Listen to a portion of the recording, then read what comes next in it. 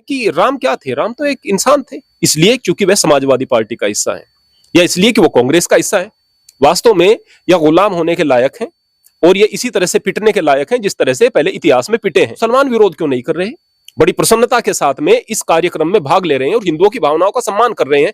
पेट में दर्द ज्यादा हिंदुओं के ही है कि अभी मंदिर का निर्माण कार्य पूरा नहीं हुआ है। 2024 के लोकसभा चुनाव से ठीक पहले प्राण प्रतिष्ठा का कार्यक्रम आयोजित किया जा रहा है कि पहले तंबू में विराजमान थे रामलला। तंबू तो कुछ भी नहीं था, वो जो पकड़ी ना जाए। इस तरह की मूर्खतापूर्ण बातें करने वाले व्यक्ति निश्चित रूप से रामद्रोही हैं, देशद्रोही हैं। और वो अयोध्या का मंदिर है, जब तक सनातन रहेगा तब तक वहां काम चलता रहेगा। वो पूर्ण रावण को मरना होता है, रावण का वध होना होता है, कंस का वध होना होता है। ये रावण और कंस की संतानें हैं जो श्री राम का विरोध कर रही हैं। भारतीय जनता पार्टी ने संघर्ष किया है भगवान श्री राम के मंदिर के निर्माण के लिए संघर्ष किया। स्वागत है आप सभी का एलकेबी न्यूज पर। 22 जनवरी को अयोध्या में राम मंदिर में प्राण प्रतिष्ठा का कार्यक्रम आयोजित किया जा रहा है, जिसको लेकर देश भर में तैयारियां चल रही है।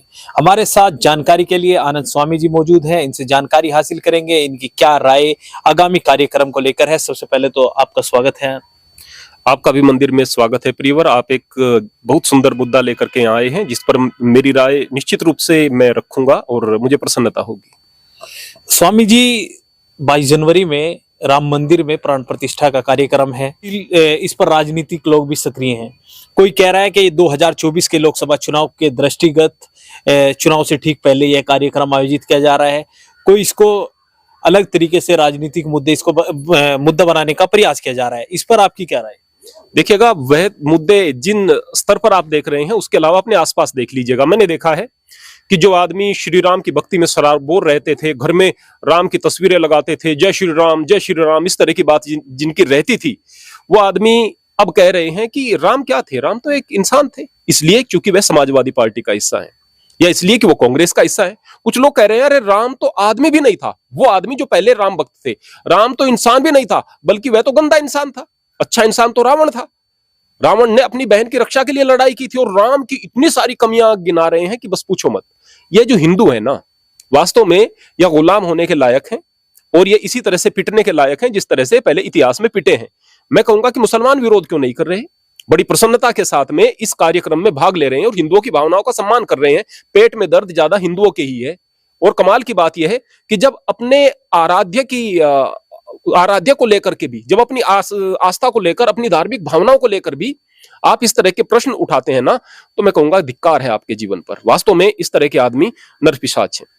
स्वामी जी, सबसे बड़ा सवाल विपक्ष यही उठा रहा है कि अभी मंदिर का निर्माण कार्य पूरा नहीं हुआ है। 2024 के लोकसभा चुनाव से ठीक पहले प्राण प्रतिष्ठा का कार्यक्रम आयोजित किया जा रहा है, जबकि बताया जा रहा है कि इस तरह से कार्यक्रम आयोजित नहीं किए जा सकते जब तक राम मंदिर का जो कार्य है वो पूरा ना हो जाए। विपक्ष को यह बात क्यों नहीं दिख रही कि पहले तंबू में विराजमान थे रामलला।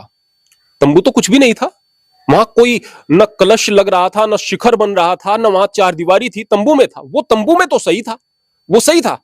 आज गर्भगृह बन चुका है, बड़ा सुंदर वहां वातावरण बन चुका है, आज उन्हें गलत दिखाई दे रहा है। कमाल की बात, तर्क ऐसे तो करो जो पकड़े ना जाए, चोरी ऐसी तो हो जो पकड़ी ना जाए। इस तरह की मूर्खतापूर्ण बातें करने वाले व्यक्ति निश्चित रूप से रामद्रोही हैं, देशद्रोही हैं और वो व्यक्ति इस संस्कृति के द्रोही हैं। और मैं कमाल की बात यह बताना चाहता हूं कि इस तरह के कार्य करके बार बार वो लोग रसातल में जा रहे हैं और रसातल में जाएंगे। इस तरह के लोगों के पास में संभलने के लिए भी वक्त नहीं रहता है, क्योंकि बार बार इस तरह की खता करते रहते हैं। ऐसा मंदिर कोई भी नहीं है जहां पर बार बार काम नहीं होते हैं। प्राण प्रतिष्ठा के बाद जहां मंदिर में काम रुक जाते हैं, मंदिर कभी पूर्ण नहीं हुआ करते। मंदिर में काम चलते रहते हैं, हमेशा चलते रहते हैं। मैं फिर से कहूंगा कि श्री राम जन्मभूमि है, अयोध्या का मंदिर है। जब तक सनातन रहेगा तब तक वहां काम चलता रहेगा। वो पूर्ण तो कभी होगा ही नहीं। गर्भगृह बन गया है, अभी रामलला की स्थापना हो रही है और कुछ समय बाद भगवान श्री राम के पूर्ण स्वरूप की भी वहां पर स्थापना होगी। और निश्चित रूप से इस तरह से वहां पर कार्य चलता रहेगा। और ये विपक्ष के लोग हैं, ये कब तक इस तरह के सवाल उठाएंगे? तब तक जब तक ये पूरे तरीके से रसातल में नहीं चले जाते। रावण को मरना होता है, रावण का वध होना होता है, कंस का वध होना होता है। ये रावण और कंस की संतानें हैं जो श्री राम का विरोध कर रही हैं। स्वामी जी, विपक्ष एक सवाल और खड़ा कर रहा है। वो कह रहे हैं कि सुप्रीम कोर्ट के आदेश पर मंदिर का निर्माण हुआ है और भारतीय जनता पार्टी इसका क्रेडिट ले रही है। भारतीय जनता पार्टी ने कब कहा कि सुप्रीम कोर्ट के आदेश पर निर्माण नहीं हुआ है? भारतीय जनता पार्टी ने संघर्ष किया है भगवान श्री राम के मंदिर के निर्माण के लिए संघर्ष किया है। और बार बार जब भी वो कहते हैं माननीय सुप्रीम कोर्ट के आदेश से निर्माण हुआ है। और बार बार ये भी कहते हैं कि भाई हम कानून के हिसाब से चलेंगे। जो पार्टी संघर्ष कर रही है उसको तो क्रेडिट जाएगा भाई। आप लोग कहां खड़े थे जब राम भक्तों पर गोलियां चलाई जा रही थी? आप किस स्थान पर खड़े थे? जब आप विरोध कर रहे थे तब किस स्थान पर खड़े थे? जब आप मजाक में पूछते थे कि मंदिर वहीं बनाएंगे लेकिन तारीख नहीं बताएंगे, तब आप कहां खड़े थे? जब आप कह रहे थे कि 370 को कोई हटाकर दिखाओ, हट गई, कहां खड़े थे? बस आप लोगों को लग रहे थे कि ये असंभव कार्य है। जिन लोगों ने उसके लिए प्रयास किया, भले ही माननीय सुप्रीम कोर्ट के फैसले से यह हुआ है और होना चाहिए, कानून की दृष्टि से सारी चीजें होनी चाहिए। मैं कहूंगा इस देश में वर्तमान में जो भी रह रहा है सबका अधिकार है, हिंदू का भी अधिकार, मुस्लिम का भी अधिकार, जो रह रहा है उसका अधिकार है। जो पहले जहां से आए वो पहले आए, इतिहास को हम ठीक नहीं कर सकते, लेकिन वर्तमान में हम सबकी भावनाओं का ख्याल रखें। और मुस्लिम बिल्कुल आहत नहीं है। मैं कहूंगा कि जो भी मुस्लिम है वर्तमान में, मेरे संपर्क में जो मुस्लिम है, बड़ा अच्छा इसका स्वागत कर रहे हैं। आप मीडिया पर भी देख रहे हैं, टीवी पर देख रहे हैं, बड़ी प्रसन्नता के साथ में इस कार्य में भागीदारी दे रहे हैं, दान भी दे रहे हैं। और कमाल की बात यह है कि हिंदुओं से भी बढ़कर के राम भक्ति के गीत गा रहे हैं और राममय हो रहे हैं। ये केवल राजनीतिक हिंदुओं के पेट में दर्द है, जिससे स्पष्ट रूप से पता चलता है कि यह कौम गुलाम क्यों हुई। इतना बड़ा देश होते हुए कभी शक आए उन्होंने गुलाम किया, हूण आए उन्होंने गुलाम किया, तुर्क आए उन्होंने गुलाम किया, मुगल आए उन्होंने गुलाम किया, जो भी आए उन्होंने गुलाम किया, क्योंकि नपुंसक लोग हैं। और ये जो कुछ कायर और गद्दार लोग हैं जो अपनी संस्कृति पर प्रहार करने से नहीं चूकते, इस तरह के लोगों की वजह से निश्चित रूप से यह देश विघटित होता है। न यहाँ का हिंदू बुरा, न यहाँ का मुसलमान बुरा, इस देश का गद्दार बुरा है जो कि हमारी ही कौम के अंदर है। तो स्वामी जी, आपके अनुसार तो विपक्ष ज्यादा राजनीति कर रहा है भारतीय जनता पार्टी से? भारतीय जनता पार्टी क्या राजनीति कर रही है इसमें, मुझे बताइएगा। अरे भाई, जिसने इतने सालों तक संघर्ष किया है, अगर वो कुछ भी ना करे तो भी उनको क्रेडिट जाएगा। आज अगर प्राण प्रतिष्ठा हो रही है, वो बढ़ चढ़ करके भाग ले रहे हैं, बुरा है क्या? अगर कोई हिंदू होने का दावा कर रहा है और भारतीय संस्कृति पर जिसको गर्व है, वो तो प्रयास करेगा। मैं यहाँ पर मंदिर में अगर पूजा करूंगा तो क्या इसको राजनीति का नाम दे देंगे आप? मैं यहाँ पर सेवा कर रहा हूं, अकेला कर रहा हूं, कोई गांव से अगर नहीं आएगा तो भी मुझे यहाँ पर सेवा करनी है, सफाई करनी है, तो इसको राजनीति का नाम देंगे क्या आप? लेकिन देते हैं, लोग देते हैं, यहाँ पर भी देते हैं। कमाल की बात, हम यहाँ पर मंदिर में बैठे हुए हैं, हम किससे दान की अपेक्षा नहीं करते। हम यह कहते हैं हम खेत में काम करेंगे भाई और खाएंगे, मेहनत करेंगे और खाएंगे। उसके बाद भी कहते हैं कि जब ये मंदिर की शुरुआत हुई कि स्वामी जी तो यहाँ पर इसलिए कर रहे हैं कि गांव में कुछ इलेक्शन लड़ना चाहते हैं। कभी नहीं लड़ना चाहते, दिख गया।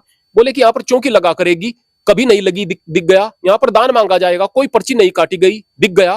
बोले कि अरे ये तो ट्रस्ट बन गया है, बहुत सारा पैसा आ रहा है, जरूर इसके पीछे कुछ राजनीतिक। लोगों को तो षड्यंत्र ढूंढने हैं, आप कितनी भी अच्छे तरीके से बैठ जाइएगा। क्या इससे परमात्मा का नाम लेना छोड़ दें?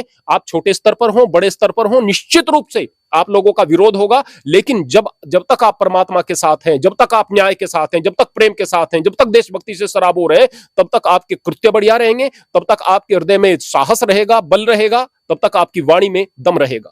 स्वामी जी, 22 जनवरी के कार्यक्रम को लेकर देशवासियों को क्या संदेश देंगे? मैं केवल यही कहूंगा कि किसी भी प्रकार से उद्दंडता ना हो, किसी दूसरे धर्म की भावनाओं को आहत न किया जाए। आप ऐसा न दिखाएं कि आपने कोई युद्ध जीत लिया है, ऐसा न दिखाएं कि आपने किसी को छोटा कर दिया है। वो लोग जो बढ़ चढ़ करके आपके कार्यक्रम में हिस्सा ले रहे हैं, दिल खोल करके हिस्सा ले रहे हैं, उन्हें भी गले लगाएं, वो भी आपके भाई हैं। कल मस्जिद का निर्माण होगा, आप भी उसी प्रकार से खुश होकर के मस्जिद के निर्माण में अपना सहयोग दें। यह देश सबका है और भारतवासी सभी लोग मिल करके यहाँ पर इस देश की तरक्की के लिए काम करें। जो गद्दार हैं उनको जलने दो, जो विपक्षी हैं और इस तरह के अच्छे कार्यों का विरोध कर रहे हैं उनको कुछ भी करने दो, उनके खिलाफ कुछ न कहो, कुछ न करो। बस भगवान श्री राम की भक्ति से सराबोर रहो। भगवान श्री राम मर्यादा का उदाहरण है, गंभीरता का उदाहरण है, प्रेम का उदाहरण है। गंभीरता का, प्रेम का, मर्यादा का, शालीनता का, सौम्यता का परिचय देते हुए, सबको गले लगाते हुए अच्छे तरीके से इस कार्यक्रम को संपन्न करें। तो स्वामी जी को आपने सुना, 22 जनवरी में प्राण प्रतिष्ठा के कार्यक्रम को लेकर इनकी राय आपने देखी। आगे की अपडेट के लिए बने रहिए हमारे साथ। चैनल अगर अभी तक सब्सक्राइब नहीं किया तो चैनल को सब्सक्राइब कर ले। वीडियो अगर फेसबुक पेज पर देख रहे हैं तो हमारा फेसबुक पेज फॉलो करें।